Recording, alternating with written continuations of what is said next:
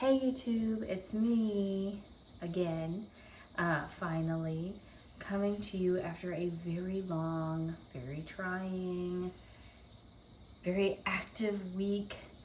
We're 27 weeks now. 27 weeks. Let's talk about it.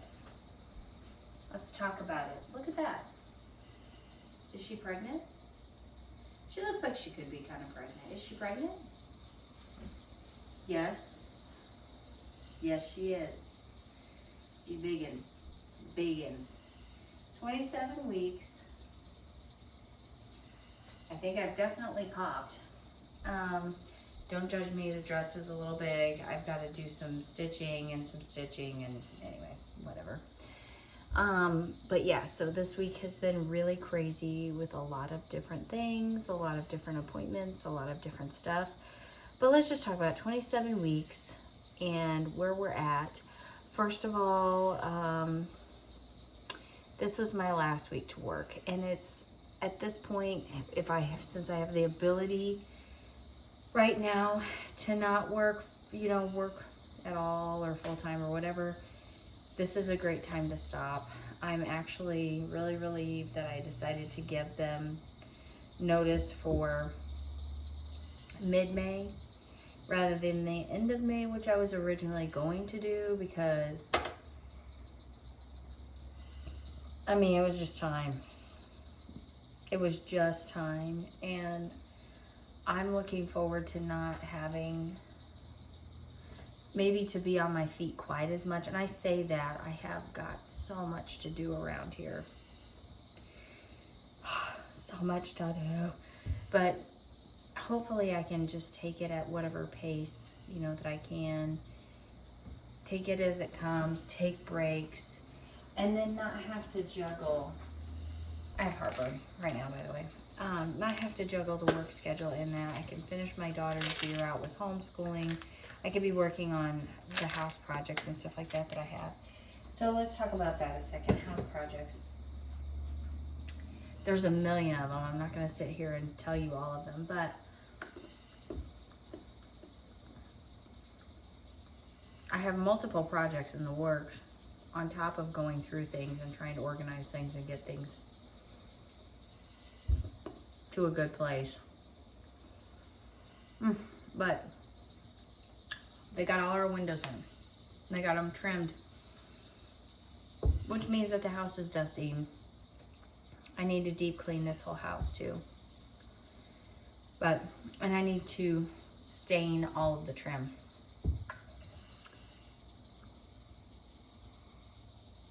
Excuse me, sorry.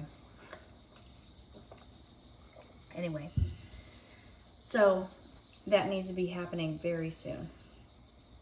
Very soon. So there's just like a lot of life stuff going on between projects here at the house. I want to get out and do things with the kids and getting ready for this baby and trying to, in there, work a lot of rest in, because I do have some mild swelling. I do have swelling that happens, and I have been on my feet a lot this week. This week has really not been it. It's not been it, but it's okay because a lot of things worked out really well. I'm really excited. So there's that, and then so this is my last week to work, and I'm gonna miss working there. I'm gonna miss the people that I work for. They're really wonderful, really kind. It's been a great experience, but it was definitely time for me to be done in the capacity of where I'm at. Very, very much so. It's getting very hard. So, everything's getting very hard. And it's only, I'm just now getting into my third trimester. Hey. So anyway, let's talk about 27 weeks. My symptoms are pretty much still the same. Obviously, heartburn is still an issue. Heartburn is definitely still an issue.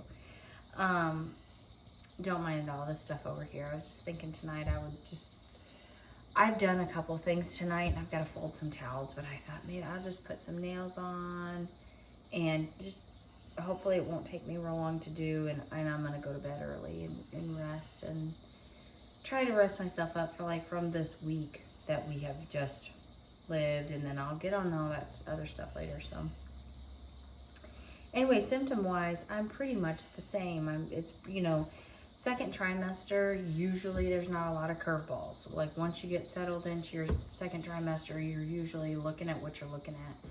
My biggest issues, again, heartburn. I think I'm gonna have to go to the chiropractor fairly regularly.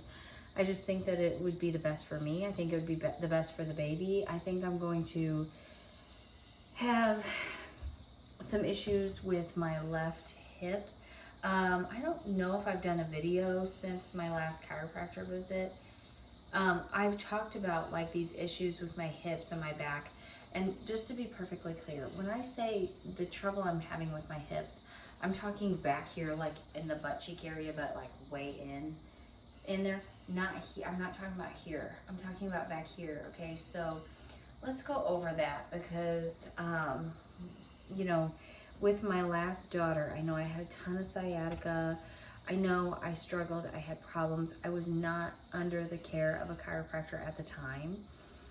I did not have a chiropractor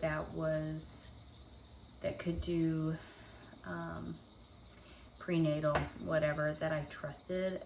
So I was not under any care. And I will say, I have often wondered, but I especially wonder now in this pregnancy, if my daughter was stuck as badly as she was, because I was all out of whack and she couldn't get in the right position. I wondered that very much. And so for my own living in this body while I'm growing this body, and also like for him to be able to navigate and get where he needs to get, I just feel like, and my husband's really on me, that I probably need to be going to the chiropractor like every week, probably is what I need to be doing. That's what I did with my oldest daughter, and she found the birth canal fine. There was no issue. She came early. You know what I'm saying? So that is an issue. The last time that I went, I mean, it was really, really bad. I was with my friend at Walmart. I was walking and I took a step and it almost took my breath away. I had to stop. And I was, you know, and she's like, what's going on? And I was like, and I don't know how to phrase it, but I told her, I said, I stepped wrong and I knocked my hip out of place. And she's like, what? And I'm like, everybody forgets that I have EDS and, you know, all this kind of stuff.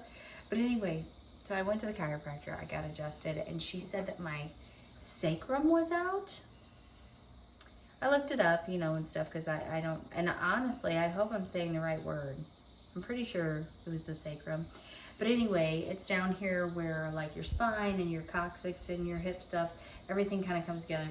Anyway, she was saying, yeah, so like my sacrum, she said it actually was indicative of some sort of trauma.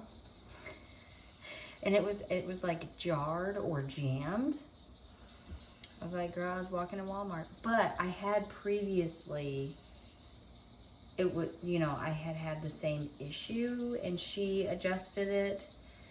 And so then I think I just kind of like messed it all back up. But anyway, it was just kind of funny. And there was no trauma initially with that either. It was just, honestly, it was gradual over time that I could feel it coming on and I let it go. I neglected it for a couple weeks before I went and saw her. And it was just by the time I did, it was so bad. But what I have discovered, and it's still not like a trauma, like an event that happened, but what I have noticed makes like massive difference is putting a pillow between my knees to sleep. And see, probably like before, I had a different pregnancy pillow that I was using that was just massive, and I was using that one with both my girls, and it wrapped around and it came up between your legs. So I did always sleep with pillows between my knees.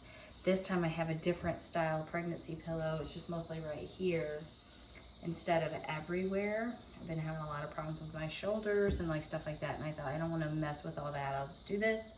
So I'm doing that, but now I'm like, need the pillow between the knees. So those are some things going on. Part of what made this past week so chaotic was all of the obligations, the appointments, like all the stuff. My youngest daughter had her preschool assessment. I obviously got my hair cut, had to work 2 days. I'm trying to think of what else. There was a bunch of stuff going on, plus the regular, like, going to story time. My daughter has tumbling and dance, like all the usual suspects. But then I also had an ultrasound, the big one that I talked about previously, that I had to drive like an hour, almost an hour and a half away from my house for this ultrasound. So it was a targeted ultrasound. I was really concerned because we had other stuff going on that day, and I was like, oh my gosh, I'm gonna be late. Oh my gosh. Like, to tell you, I was very stressed. I mean, I was very stressed, and I was trying so hard not to allow myself to be stressed, but I was stressed. So basically I ended up being able to make everything. It was fine. This targeted scan was not very long. That was my concern. So they did it. They got the measurements that they needed. Hold on. I have an ant right here. And I think I can get him. I didn't get him. We have been taking care of the ant problem the best that we can, but some of them still sneak in on us. Anyway, so yes, they got all the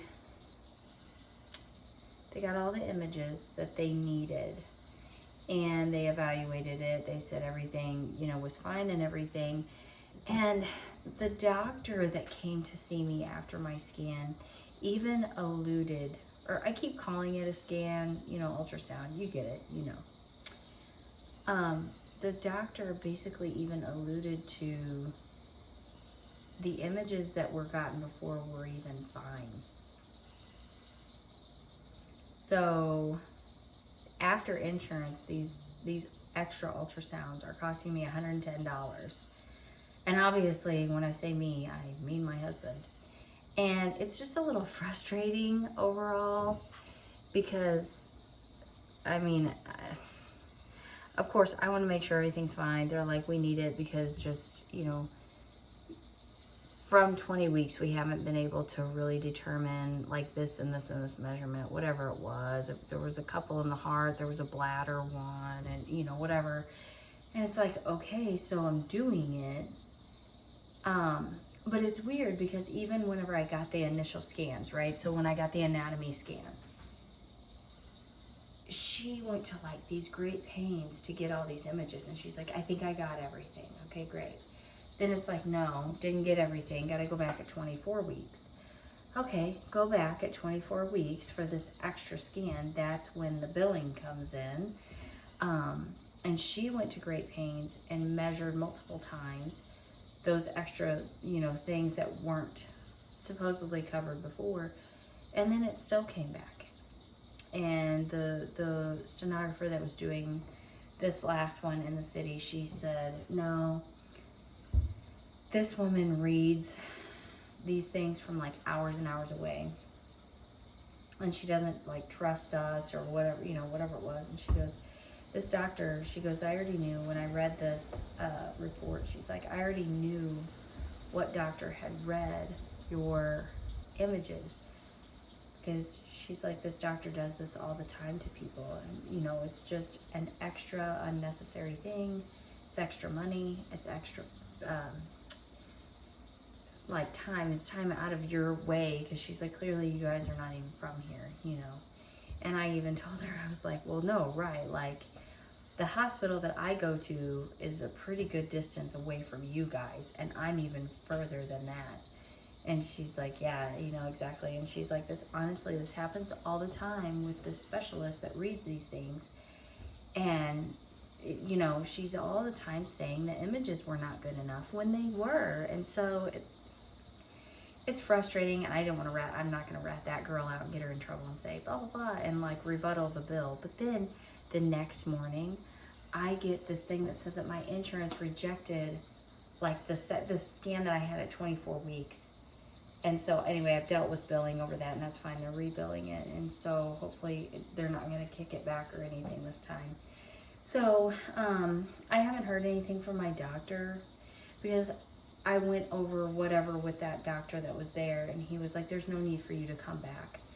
And, we're not going to, he was like, directly after this ultrasound, you were scheduled for like an initial visit or whatever. He's like, there's no need for that. You can just follow up with your doctor. Everything's fine. You don't have to deal with us up here about anything. So that was good, and that was a relief. I was really glad, because there's enough that I'm gonna have to do in this pregnancy, honestly, with being high risk and stuff. So that's where I'm at. 27 weeks in a couple days. And so I don't even have it written down on here. I think it's here. I think, first of all, I think I need to catch up on my calendars. But I think it's about in a week and a half, I will have my next doctor's appointment, and I'll also get my Rogaine shot. So in about, so we're here. Just like a week and 2 days or something, I'll go to the lab here in town, and I will get a bunch of blood panels done. I'll get my antibody screen and like all that kind of stuff, and then I will do my glucose test. If you're following me and you are actually watching my videos 16 minutes in and you've just heard me say that and you believe in prayer, by all means, please say a prayer for me, because I really, really would love to pass the glucose test. That's my next hurdle that I gotta jump. That this week was definitely a hurdle. That scan that I just had, that was a hurdle. Now that everything is like, I can breathe a sigh of relief, there's that. And my next hurdle is the glucose test. And I really just need to lock in and pray about that even more than I have been, because I would really love to pass it. And then I'll have my doctor's visit and get my Rogaine shot, regardless of whether I pass it or not. But anyway, I'll get my Rogaine shot, and so that will be a check mark. And then after that, I will be going to bi-weekly appointments. So I'm 27 weeks right now. That means I only have 7 more weeks until I start my non-stress tests. I mean, this baby is going to be here before I know it. Let's face it, it really is going to happen. And I'm trying to mentally and physically and emotionally prepare for that. But I also feel like I'm nowhere close. And I have so much that I would like to do and get done before this baby gets here. And then the other thought that I always have that like goes with that is that he's gonna be coming really in summertime. I mean, it's really still summertime when he's gonna get here, but it is towards the end of summer is what it feels like. And so I always go, oh my gosh, he's gonna be here like so soon. And then I go, oh my gosh, that means summer will be like almost over. I haven't even started Christmas shopping. And I know that sounds like manic and crazy, but when I was pregnant with my daughter, who was due in September, I was done Christmas shopping by the end of July. I was done Christmas shopping, because like, other than like your straggly little things, because I was like, I don't want to be stressing about that while I have a baby and then having to wrap everything. So I did it. I had all my Christmas shopping done, and I wrapped during deer season, and it was great. And so I know I need to be getting in that mindset now, but I'm going like, oh my gosh, like I haven't done this, I haven't done this, I haven't done this. And then there's all kinds of cool stuff I want to get out and do with the kids, but I'm so busy working, and it just feels like we never get to do anything. So I'm trying not to do all of that. I'm trying to stay focused. I'm trying to stay in the moment. I feel like I'm doing a terrible job of that this pregnancy. I feel like my last pregnancy, I was really good with it. This one I'm not, and so I'm trying really hard to lock in. Because it's not gonna be very long. 27 weeks, 3rd trimester, here I am. And I feel like I kind of feel like I just found out I was gonna have him. Feels like it was just Christmas Eve. Feels like I just lost my dog.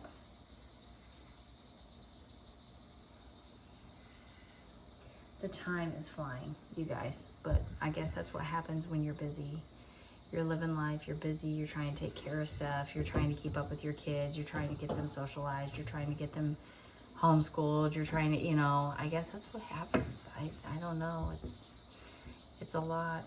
So say a prayer for me about the glucose test, please. That's all for now. Thank you for joining me, and I'll see you next time. Bye.